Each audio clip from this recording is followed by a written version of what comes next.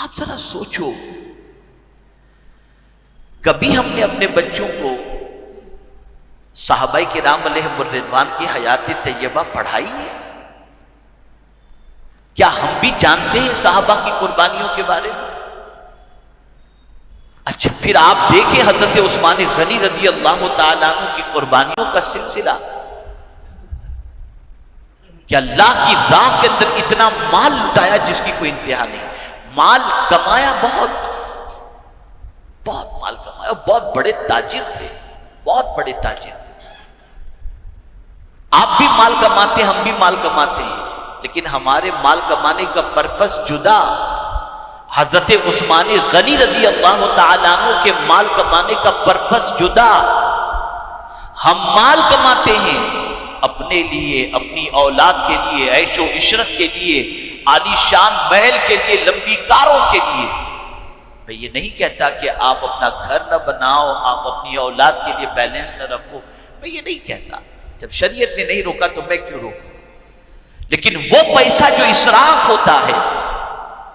فضول خرچی ہوتی ہے، اور جائز کمائی کو حرام یا ناجائز کاموں میں خرچ کیا جاتا ہے، یہ نہیں ہونا چاہیے۔ سیکھو حضرت عثمان ذو النورین رضی اللہ المولا تبارک و تعالی عنہ سے۔ آج آپ دیکھیں، جیسے ہی کوئی اقتدار کی کرسی پر بیٹھتا ہے اس کے نخرے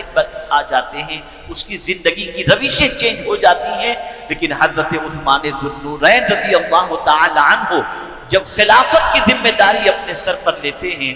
تو پہلے خطبہ خلافت کے اندر گفتگو کے دوران آپ نے فرمایا، اب جو فرمایا اسے ذہن میں رکھو، اے لوگو تم خود کو مضبوط قلعے میں سمجھتے ہو، لیکن ایک نہ ایک دن تم کو اس دنیا سے جانا ہے۔ ایک تصور عطا کر رہے ہیں کہ تم محل بنا لو، کوٹھیاں بنا لو، بنگلو بنا لو، لیکن پرماننٹ تم نہیں رہو گے، بلکہ تم مضبوط قلعے بنا کر تم وہاں پر سیکیورٹی گارڈ رکھ دو، پھر بھی تم بچ نہیں سکتے، ایک نہ ایک دن تم کو اس دنیا سے جانا ہے۔ اور پھر فرماتے ہیں اس دنیا کو اللہ نے پھینک دیا، تم بھی دنیا کو پھینک دو، اور فرماتے ہیں تم طالب دنیا نہ بنو، تم طالب آخرت بنو، یعنی دنیا کی محبت میں اتنے ڈوب نہ جاؤ کہ صبح سے لے کر رات اور رات سے لے کر صبح تک دنیا دنیا دنیا اور دنیا ہی میں ڈوب جاؤ، اور اس دنیا سے جانے کا تمہارے دل و دماغ میں کوئی تصور ہی نہ ہو، اور آخرت کی تمہیں کوئی فکر ہی نہ ہو جہاں تمہیں ہمیشہ رہنا ہے۔ کیا یہ بات اپنی جگہ سچ نہیں کہ ہم دنیا میں اتنے ڈوب گئے کہ مرنے کا تصور اور آخرت کا خیال نکل گیا؟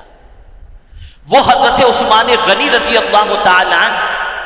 جن کے بارے میں پیغمبر رحمت صلی اللہ علیہ وسلم نے ارشاد فرمایا، عثمان تم جو چاہو کرو تم جنتی ہو، یہ ارشاد فرمایا، جو چاہو کرو تم جنتی ہو۔ لیکن پھر بھی حضرت عثمان غنی رضی اللہ تعالی عنہ جب قبرستان جاتے تو روتے تھے، تو لوگوں نے کہا کہ حضور جنت اور جہنم ان کا تذکرہ بھی ہوتا ہے، لیکن جہنم کا تذکرہ سن کر کبھی آپ کو روتے نہیں دیکھا، لیکن جب بات قبرستان کی آتی ہے اور قبر کی آتی ہے تو آپ روتے ہیں۔ وہ حضرت عثمان ذو النورین جن کو سرکار صلی اللہ علیہ وسلم نے جنت کی بشارت بھی عطا فرمائی، بلکہ یہاں تک فرمایا ہر ایک کا دنیا اور آخرت میں کوئی دوست ہے، میرا دوست دنیا میں بھی عثمان ہے اور آخرت میں بھی عثمان ہے۔ اتنا اونچا مقام حضرت عثمان غنی کو عطا فرمایا۔ لیکن حضرت عثمان غنی فرماتے ہیں قبر پہلی منزل ہے۔ تم کہتے ہو نا کہ قبر کو دیکھ کر کیوں روتے ہو؟ قبر پہلی منزل ہے، بندہ اگر یہاں کامیاب ہو گیا تو پھر آگے بھی انشاءاللہ کامیاب ہو جائے گا۔ اور ایک روایت میں یہ بھی ملتا ہے کہ ہم یہاں لوگوں کے درمیان رہتے ہیں، لیکن قبر میں تو تنہا رہنا ہے، وہاں تو کوئی مونس نہیں، کوئی غمخوار نہیں، کوئی ساتھی نہیں، کوئی دوست نہیں، وہاں تو اکیلے جانا ہے۔ اس تصور کی وجہ سے میں رو رہا ہوں۔ اور اے رسول اعظم صلی اللہ تعالی علیہ وسلم کے دیوانوں، حضرت عثمان غنی رضی اللہ تعالی عنہ قرآن سے اتنی محبت کرتے کہ آج جو قرآن آپ کو نظر آ رہا ہے نا، پوری دنیا کے اندر جس خط پر یہ حضرت عثمان غنی رضی اللہ تعالیٰ عنہ کا کارنامہ ہے، اسی لیے ان کو جامع القرآن کہا جاتا ہے، قرآن جمع کرنے والے۔ آج تھوڑی دولت آ جاتی ہے انسان بے حیا ہو جاتا ہے،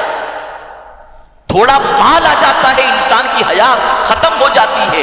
نہ مردوں میں حیا نہ عورتوں میں حیا، سب بے حیائی اللہ ماشاء اللہ۔ لیکن حضرت عثمان ذو النورین کے پاس دولت کا کیا کہنا، لیکن خدا کی قسم ایسے با حیا تھے کہ حضور فرماتے ہیں صلی اللہ علیہ وسلم کہ عثمان سے فرشتے بھی حیا کرتے ہیں۔ ان کے بارے میں ملتا ہے حضرت عثمان غنی رضی اللہ تعالیٰ عنہ اتنے با حیا تھے کہ حمام میں جب نہانے بھی جاتے نا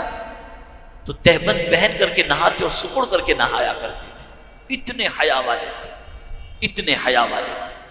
میرے پیارے آقا صلی اللہ تعالی علیہ وسلم کے پیارے دیوانوں، تو عرض کرنے کا منشا یہ ہے کہ یہ وہ صحابہ میں سے ہیں جن کا مقام اللہ کے نزدیک بہت عرف و اعلیٰ ہے، رسول اعظم صلی اللہ علیہ وسلم کے نزدیک بہت عرف و اعلیٰ ہے۔ اور آخری بات عرض کر کے میں اپنی گفتگو کو ختم کروں کہ میرے پیارے آقا صلی اللہ تعالی علیہ وسلم کے پیارے دیوانوں، حضرت عثمان ذو النورین رضی اللہ المولا تبارک و تعالی عنہ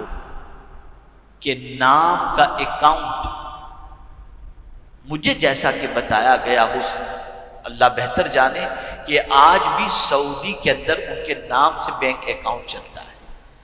اور جو باغ انہوں نے مسلمانوں کے لیے وقف کیا تھا اس زمانے میں، اس باغ کی جو بھی کمائی آج بھی ہوتی ہے اس کا پیسہ اس اکاؤنٹ میں جاتا ہے اور اس سے غریبوں کی مدد کی جاتی ہے۔ کچھ کام ایسا کر کے جاؤ کہ اللہ اور اس کے رسول کے نزدیک منہ دکھانے کے لائق بھی ہو جائیں اور ثواب کا سلسلہ بھی جاری و ساری رہے۔ اللہ رب العزت جل جلالہ آقا کریم صلی اللہ علیہ وسلم کے صدق و طفیل صحابہ کے نقش قدم پر چلنے کی توفیق نصیب فرمائے۔